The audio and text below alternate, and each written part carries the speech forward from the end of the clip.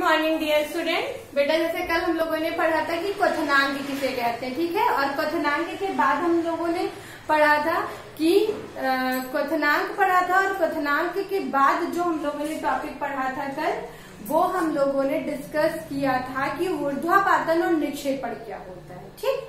अब आज जो हम लोग को पढ़ना है, आज पढ़ना वाष्पीकरण। कल मैं बता रही कि हम लोग को वाष्पीकरण के बारे में पढ़ना है, इवेपोरेशन क्या होता है।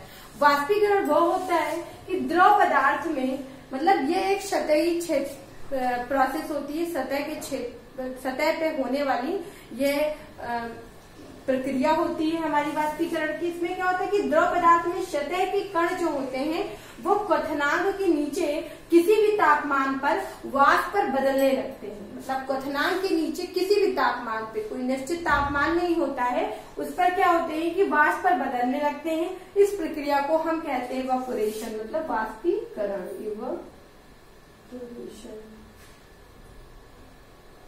ठीक है, उसे हम वाष्पीकरण कहते हैं, ठीक। क्या हुआ कि ये एक सतह पे, सबसे पहले हम ये जाने, ये सतह के क्षेत्रफल, सतह पे होने वाली प्रक्रिया होती है।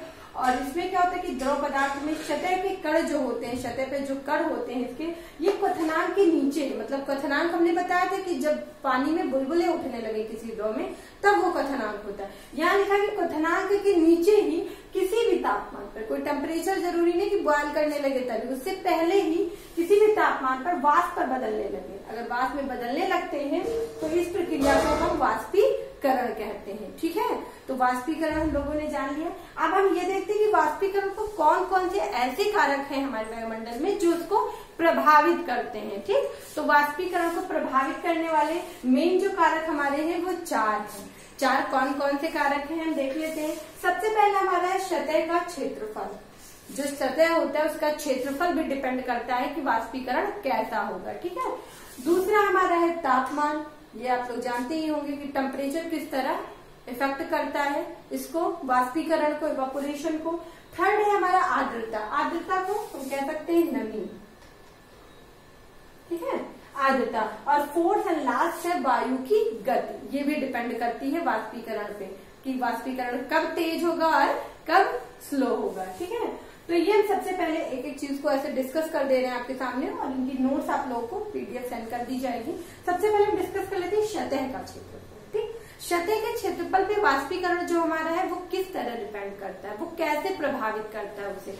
तो क्या होता है बेटा कि अगर हमें सतह का क्षेत्रफल देखना है तो हम क्या कर लेंगे, पानी को क्या करें, एक कटोरी में लेंगे, ठीक है। कटोरी में लेने का मतलब प्लेट कह सकते हैं, प्लेट में ले लीजिए। प्लेट का जो सतह क्षेत्रफल होता है वो क्या होता है, चौड़ा होता है, सतह क्षेत्रफल ज्यादा होता है। और एक में हम परखनली ले लें, परखनली मतलब एक ट्यूब लाइट ले लें, उसमें हम पानी को ले लें, ठीक। तो जो हम परखनली लेंगे उसका जो सतह का क्षेत्रफल कितना होगा, ठीक, केवल। और जब प्लेट होगी उसके सतही क्षेत्रफल ज्यादा होगा, उसका सतह का जो क्षेत्रफल होगा नीचे वो ज्यादा होता है। हम दोनों में ले लेंगे और दोनों पानी को हम अगर धूप में रख दें, ठीक है, तो क्या पाते हैं कि उसमें से सबसे स्पीड में वाष्पीकरण किसमें होगा, प्लेट वाले पानी में या जो हमने परख नली में लिया है। तो हम कहेंगे कि प्लेट में जो रखा पानी है। क्यों? क्योंकि इसका जो सतही क्षेत्रफल है वो अधिक है, और जिसका सतही क्षेत्रफल अधिक होगा वहां वाष्पीकरण उतनी ही तेजी से होगा। ये चीजें हमें समझ में आई कि सतह का क्षेत्रफल किस तरह प्रभावित करता है वाष्पीकरण को। जिस भी चीज का सतह का क्षेत्रफल जहां ज्यादा होगा उसका वाष्पीकरण उतनी ही तेजी से होगा। परत नली में होगा तो वाष्पीकरण, बट उसके कंपेयर में बहुत स्लो होगा, वो धीरे धीरे वाष्पित होगा। लेकिन सतह का क्षेत्रफल अगर ज्यादा है तो वाष्पीकरण वहां तेजी से होगा। तो हमने ये चीज जान ली कि जहां भी सतह का क्षेत्रफल ज्यादा होगा वहां वाष्पीकरण तेजी से होगा, और जहां सतह का क्षेत्रफल कम होगा वहां वाष्पीकरण धीमी गति से होगा, ठीक है। जैसे हम देख सकते हैं एग्जाम्पल अपने डेली लाइफ में कि क्या होता है कि जब हम कपड़ों को क्या करते हैं, सुखाने के लिए फैलाते हैं, तो जैसे हम कपड़े को सुखाने के लिए फैलाते हैं क्या होता है कि वो फैलाने पर उसका जो सतह का क्षेत्रफल होता है वो क्या हो जाता है, बढ़ जाता है। जब सतह का क्षेत्रफल बढ़ जाता है तो कपड़े हमारे जल्दी मतलब सूखते हैं, और वो पानी जो हमारा वो जल्दी वाष्पित हो जाता है, वाष्प के रूप में कन्वर्ट, वहां वाष्पीकरण तेजी से होता है, ठीक है। तो ये हम एग्जांपल देख सकते हैं अपने घर में ही कि वाष्पीकरण सतह के क्षेत्रफल पे किस तरह से डिपेंड करता है, ठीक। अब हम सेकेंड टॉपिक ले लेते हैं। ऐसे कई भी इसके एग्जाम्पल हम ले सकते हैं। फिर हम दूसरा एग्जाम्पल लेते हैं टेम्परेचर। क्या होता है टेम्परेचर। ये सरफेस एरिया हो जाता है, सरफेस एरिया। ठीक, टेम्परेचर क्या होता है? टेम्परेचर किस तरह होता है? टेम्परेचर तो आप जान ही रहे हैं, जितना अधिक टेम्परेचर आप देंगे वाष्पीकरण उतनी ही तेजी से होगा। जैसे आपने किसी भी द्रव पदार्थ को लिया और आपने टेम्परेचर देना शुरू किया, अगर आप उसे बहुत स्लो दे रहे हैं तो उसका वाष्पीकरण बहुत धीमी गति से होगा। लेकिन अगर उसे आप टेम्परेचर ज्यादा दे रहे हैं तो उसका जो तापमान होगा वो क्या होगा? जो आप तापमान तेज करेंगे, आप मान लीजिए गैस पे आपने वाटर एक में रख दिया बहुत स्लो करके और एक तरफ ने बहुत तेज करके रख दिया, तो देखिएगा सबसे पहले वाष्पीकरण किसमें होगा? जिसमें आपने टेम्परेचर को ज्यादा दे रखा है। ठीक, तो इससे ये पता चलता है कि जो तापमान होगा वो अगर अधिक होगा तो वाष्पीकरण भी उतना ही अधिक होगा, उतनी ही तेजी से होगा। और अगर तापमान किसी चीज का कम है तो वाष्पीकरण वहां बहुत ही स्लो मीडियम में होगा। ठीक, तो ये हमारा था तापमान। अब तीसरा हमारे आर्द्रता, नमी। नमी क्या होती है बेटा? कि जो हमारा वायुमंडल है, वायुमंडल में वायु में उपस्थित जो जलवाष्प होती है, वायुमंडल में जो उपस्थित वायु होती है उसमें जो उपस्थित वायुमंडल की वायु में उपस्थित जो जलवाष्प होती है उसे ही हम आर्द्रता कहते हैं, जिसको हम लोग बोलते हैं नमी। कहते नहीं कि आज बहुत नमी है मतलब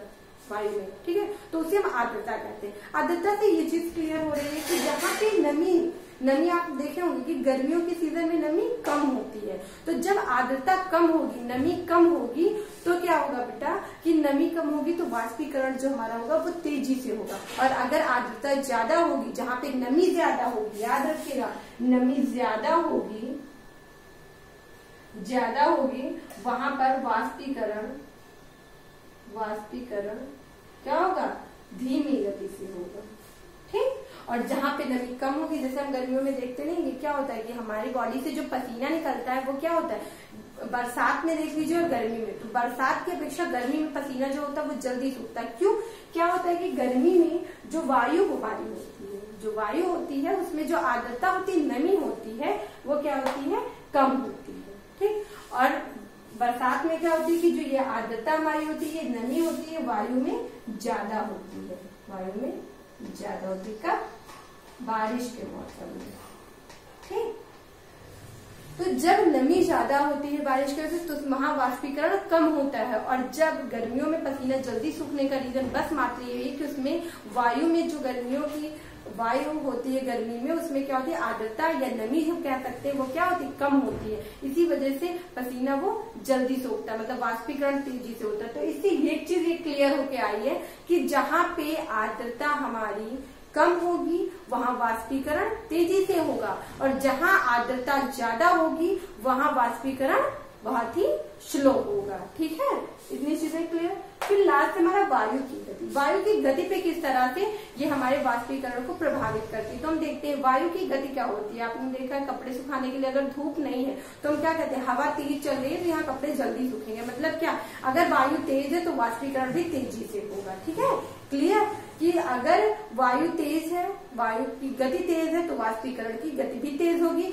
अगर वायु की गति धीमी है तो वाष्पीकरण की गति भी धीमी होगी। ये सारी चीजें हम अपने घर में ही देख सकते हैं, बस थोड़ा ध्यान देने की जरूरत है। तो आज हम लोगों ने वाष्पीकरण पढ़ा और उनको प्रभावित करने वाले ये 4 कारक पढ़े। ठीक है, इन 4 कारक के बारे में हमने आज डिस्कस किया है। आप ओरली इस वीडियो को 2-3 बार देखिएगा, समझने की कोशिश करिएगा। और फिलहाल मैं इसकी पीडीएफ आप लोगों को रिटर्न में सेंड कर दूंगी, उससे भी आप लेकिन वीडियो को 2-3 बार जरूर देखें, जिससे आपके दिमाग में वो चीजें बिल्कुल बैठ जाएं। ठीक है, और नेक्स्ट वीडियो में नेक्स्ट टॉपिक, आज की वीडियो में इतना ही। Thank you.